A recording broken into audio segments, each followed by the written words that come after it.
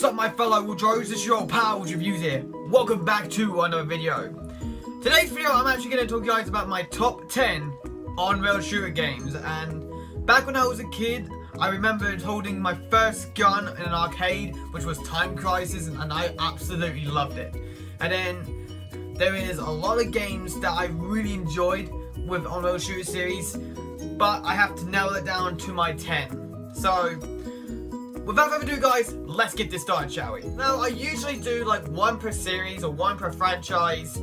However, with the on-rail shooters, I realized that majority of these games are series-based. I don't have a lot of games that can say, oh, I can just do this in one per franchise or one per series. So for this top 10, it's going to be multiple games in some of this. So that is what's going to happen. So if you guys have your favorite on-rail shooters, please comment below and I'll see them, and maybe I'll play them in the arcades, or maybe in the future when I have a small bit like a old TV, I'll play them. So without further ado, guys, let's get this started, shall we? At number 10, guys, is actually a game that came out not too long ago, and it was actually a launch title for the PlayStation VR, and I got my VR in January, and that is Until Dawn Rush of Blood. Now, this game, what can I say about Until Dawn Rush of Blood? Now, if you haven't played Until Dawn, it's basically like a horror game that, you know, you're in this cabin with, I think, like 7 or 8 other people, and you're trying to survive the night. That's basically what it is. However, with this game, you are basically on a roller coaster, but you have guns to basically to protect yourself from these bad guys, or sometimes these freaky little nightmares. I don't know what they're called, so I do apologize what they are. But throughout the whole game, you get a story, and it shows you some of the bits from Until Dawn, and it's pretty cool for what it is. However, the gameplay is what you want, and Until Dawn delivers that. Like, in the whole scariest thing. Like, in the third mission, I'm not going to spoil it, like, you get scared constantly with some of the parts. I was like, oh, Jesus Christ. But the shooting works so well. Every time when you need to reload, you just have to flick, you know, like, usually, the best performance would be the PlayStation, move controllers. When you shake him, it reloads for yourself, or you can just use a button. But the controller works fine anyway, and if you have a PlayStation VR, this is good for you. And this is only like £10–15, and a must-have for your PlayStation 4 collection, and a good gaming on-rail shooter collection as well. That's my number 10, Until Dawn Rush of Blood. At number 9, it is the House of the Dead Overkill for the Wii and for the PlayStation 3. Have not played much this game, but I have finished this game, and I have to say it's actually a really cool on-rail shooter. Now, big warning, if you played this game, or you are about to play this game, or you want to play it, there is a lot of swearing in this game. There's a lot of F words, a lot of S words, a lot of just ridiculous stuff here and there, and it's quite funny at times, but the swearing can be a lot disturbing. But for me, I'm fine with that anyway. But House of the Dead Overkill is a really good on-rail shooter because you basically can rack up scoring, you can unlock weapons, the story is so good. You can play with 2 players, and I played with 2 players once, and it was actually pretty cool. Now, majority of these on-rail games are like 2 players, but this is a really good game for it. And the whole scenery, the locations are fun. And if you got this for the PS3, you get the uncut version, which is basically like a lot of extra stuff to the game. Now, I almost bought it, and I was like, do I need it, do I not? But for a part of my House of the Dead collection, I really should, but I didn't. But this game is very cheap. You can get this game for like I think it's like under 5 now. If it's over, then maybe get it. But try and get it under 5, because it's actually a really good on-rail shooter game for the Wii and for the PS3. And you know what? The graphics as well are like 80s style. It's so good. So at number 9, it is the House of the Dead Overkill. At number 8, it is Dead Storm Pirates. Now, unfortunately, I don't have a disc version of this, but the only best way I can show you guys is actually through this, which is the Time Crisis Racing Storm. Now, basically, it has the actual game itself, which is Time Crisis Racing Storm. It has Time Crisis 4 Arcade, and the one thing I want to show you is Dead Storm Pirates by Namco. Now, basically, it is a pirate-based on-rail shooter game, and basically the story is you got to try and look for treasure, and that's basically about it. Now, the graphics are absolutely gorgeous. Even when you're, shooting like skeletons and just fishes and everything in this game, you always want to look at the graphics in this game. It is absolutely fantastic. Even the shooting is it's simple. All you have to do is just shoot and move. In the arcades, you use a barrel gun to shoot, and you have to press the triggers to fire. And there's a mechanic in this game where sometimes you have to spin your controller to go into a direction, or in the arcade it has a wheel that you spin trying to move into one area. So basically makes it a lot more interesting in the game idea. I like that a lot. This game can be finished in about 30-45 minutes. If you basically don't suck at this game, like I don't suck at this game whatsoever. It's really cool. The bosses are actually quite fun, and that's mainly about it. However, this package, if you want to play Dead Storm Pirates, this is pretty cheap. You can get this game for like under $5. If you can get it for under $5, is awesome. Over it, maybe, but again, best try and get it under £5 because all this game. This game has like 3 games in one. Racing Storm's arcade is actually not that bad. The entire package for that Racing Storm is not that good. Time Crisis 4 arcade, if you've never played Time Crisis 4 like I have, like on like a console, but in the arcades I had, but on the console port is pretty cool, and Dead Storm Pirates is amazing, so I recommend it. And that's at my number 8 spot for my on-rail shooter. It is Dead Storm Pirates.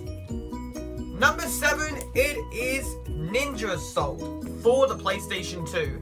Now this was an arcade port which I was thankful enough to play a long time ago when I was a kid, only for like 10 minutes, because I had 1 credit and that was it. But fortunately enough, I played it before I played in the arcades, and Ninja Assault is actually a really good game. Now basically, the arcade port was all about, you gotta rescue the princess, and that's about it. But in this port, there's a lot more to it. There's more locations to visit, there's a lot more things to do. But the whole gameplay is all about you trying to save her, and it's ninja, and it's all ninjas. If you like ninja stuff, this game is definitely for you, and it's on-rail shooter, which is so cool. And honestly, the graphics are really cool. The acting is pretty decent enough, but the gameplay is what keeps you going back. It's absolutely really cool, and do you know what? That disc art is absolutely pretty cool. I still love it to this day. Now, if you guys haven't played Ninja Assault, I definitely recommend it. There's a lot on this game that you might like the whole challenge modes, the whole arcade experience, and some of the new path elements. It's pretty cool indeed. And this game's pretty cheap, so I recommend it. So, at number 7, it is Ninja Assault. At number 6, it is Time Crisis 2. Now, I'm a massive fan of Time Crisis, and literally this game has to be in my top 10 for many reasons. First reason is because the graphics are bloody fantastic, the gameplay is so bloody simple, and even that, this is probably the first game they brought in which is basically 2-player co-op. You cannot say anything else with that. Even now, on this version, basically you have a lot of extra stuff, like you have like a shooting range, you have like those discus throws where you shoot the discs and all that, an arcade game where you basically shoot something to be more precise. It has a lot of extra things to it, and this game's pretty cheap. You can't say anything about it. Acting's quite okay, but the whole gameplay is what keeps it, and even the path directions is just so cool, honestly. And you know what? I can't see anything else, because this game you can finish in like half an hour, 40 minutes, and there's still a lot of replay value. And you know what? This game's pretty good. At number 6, Time Crisis 2. At number 5, it is Blue Estate. Blue Estate is an on-rail shooter, but there's a lot of cool things to the game that makes it very special. Like, it's like, like a typical first-person shooter. Like, you have guns, you can also reload, you can also have the cover system at times, but majority of the times you just keep shooting people. It's actually quite funny. The story and the dialogue is pretty fun. Even some of the scenes in it are quite sexual, but I'm not going to get into that, honestly. It's a really cool game, and I absolutely enjoyed it. So, It's even got 2-player co-op. The game you can finish in like about 4 to 5 hours. It's quite a long game for a non-rail shooter, but it's really cool. I can't say anything else because this game came out for Xbox One and also for PS4, so you guys can try both of them out. I think the PS4 version has a demo, so if you guys want to try it before you buy it. Try it out, it's actually on there.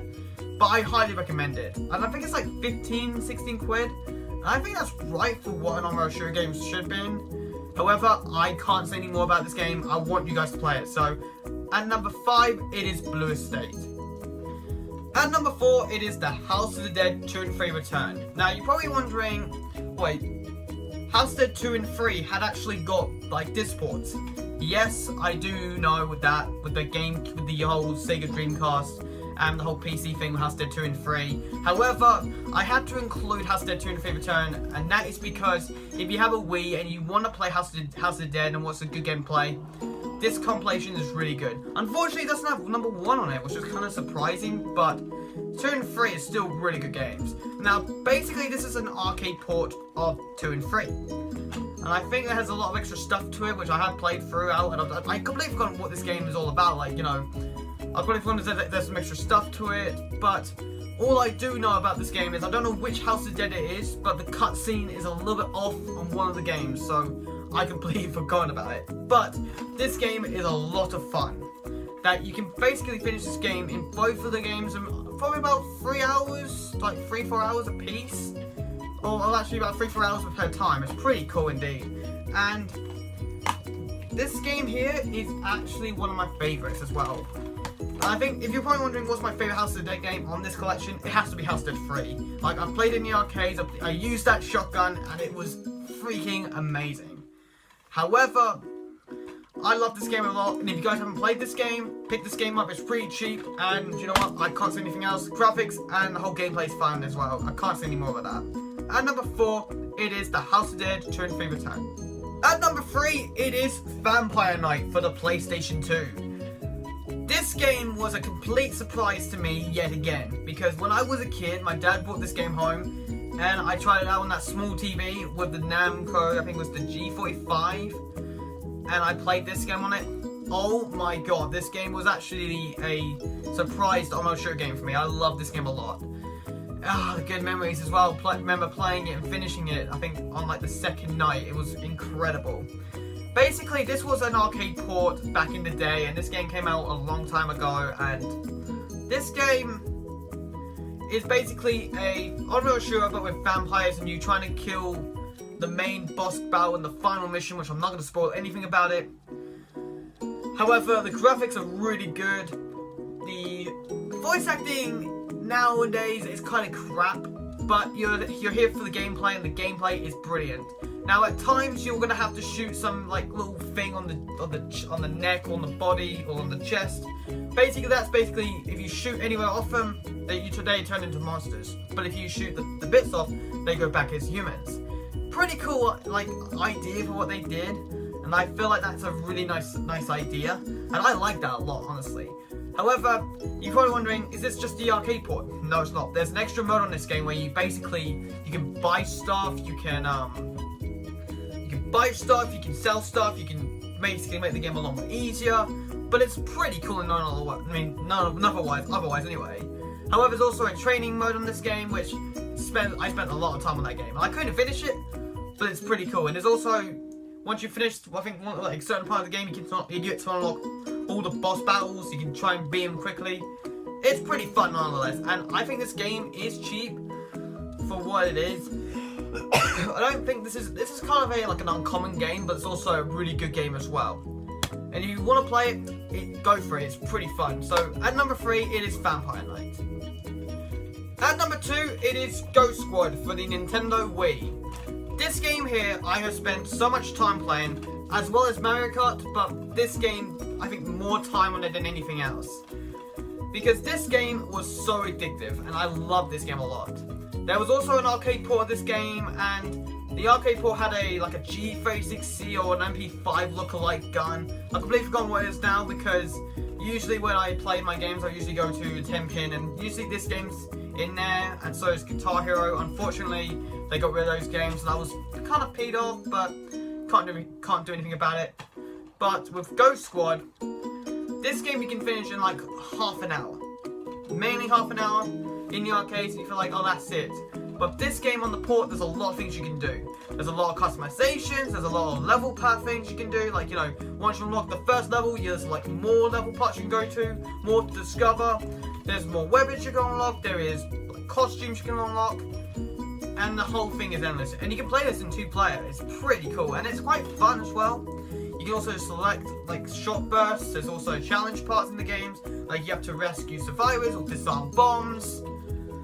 Oh, and this game was made by Sega and AM2, which is AM2 R&D Department V2. That's what it is. And this game is actually really good, really cheap as well. And I actually recommend this game because this game is bloody incredible. So at number 2, it is Ghost Squad for the Nintendo Wii. Coming in at number 1 is a game that I have played so much time on at the arcades and on the PS2, and this game here I know from start to finish where to shoot, where to point, where to change. It's just so good. So at number 1, it is Time Crisis 3 for the PS2, and this game right here, guys, is a game that I absolutely love. For a number of reasons, it's just this game, I can just pick it up and play it back in the day. It was just so good. Unfortunately, I can't play it now because there is just something, I just need, if I want to play it, I have to play on the smaller TV with the, like the G-Con 45. Best times for me with this game, with that gun in this game, it's just so good.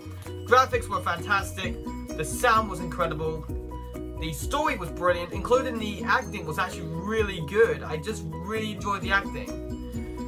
Now this game you can finish in about half an hour on like in the arcades or on the PS2, but on the PS2 there is a rescue mission where you can play as Alicia Winston and you experience that way from her point of view. It's pretty freaking cool. Even that, I love the whole gameplay design where you can switch weapons on the fly with 4 weapons, the handgun, the machine gun, the shotgun and the grenade launcher. And all you have to do is just go in the cover, trigger it, and then just switch the weapons wherever you want and shoot. And with the rescue mission, I love the way that you basically have to like upgrade that level to make the gun more better, more powerful, more better ammunition and all that stuff. It's just really cool. And that sniper missions, oh, those sniper missions were one of the best things about this game. When you play in the rescue mission, it's just so good. And I think in the arcades, I love the train scene, like the train part. I love the way you go on the train and you just shoot stuff here and there. It's just, it's one of my favourite games on the PS2 and also one of my favourite games on the on-rail shooters. And do you know what? If you have not played this game, I recommend it. It is so bloody good. At number 1, it is Time Crisis 3. However, I want to play Time Crisis 5 so much. Every time I'm thinking, oh, I want to play it, I wish they have it. And I hope, fingers crossed, one day they'll have it. I'll record it for you guys. I don't even care. Because I want to play that game so much with the 2 pedals, switching left to right. I want to play it so much. So at number 1, Time Crisis 3. Thank you so much guys for watching this. Please like, comment and subscribe for more content. All of my social media links are in the description down below. Any comments, any feedback, you guys know what to do. Thank you so much guys for watching this, and hopefully I'll see you guys next time. See you later peeps. Bye bye.